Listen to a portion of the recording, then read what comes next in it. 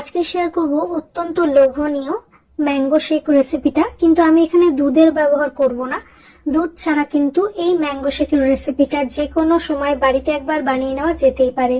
তো এখানে এই রেসিপিটার জন্য ফ্রেশ আম লাগবে। তো এখানে আমি আম নিয়ে নিয়েছি, আর এখানে আমি দুধের পরিবর্তে এরকম ডাবের জল ব্যবহার করব। তো ডাবের জলটাকে আমি বার করে নিয়েছি, আর যে ডাবের শাঁস আছে সেটাও কিন্তু এখানে লাগবে।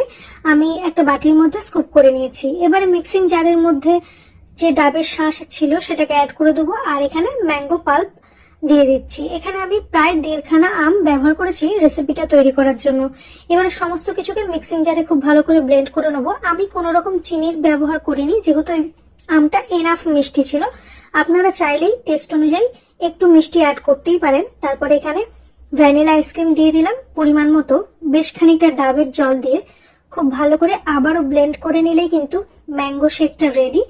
যেহেতু আইসক্রিমটা ঠান্ডা ছিল, আমি কোনো রকম বরফ কুচি অ্যাড করিনি। অবশ্যই বরফ অ্যাড করতে পারেন।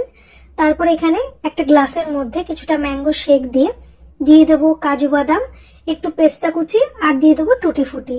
ড্রাই ফ্রুটসটা সম্পূর্ণ অপশনাল, চাইলে স্কিপ করা যেতে পারে বা নিজেদের পছন্দের যে কোনো ড্রাই ফ্রুটস কুচি অ্যাড করা যেতে পারে। উপর থেকে আইসক্রিম, নাটস কুচি আর টুটি ফুটি দিয়ে সাজিয়ে নিলে কিন্তু টেম্পটিং ম্যাঙ্গো শেকটা একদম রেডি।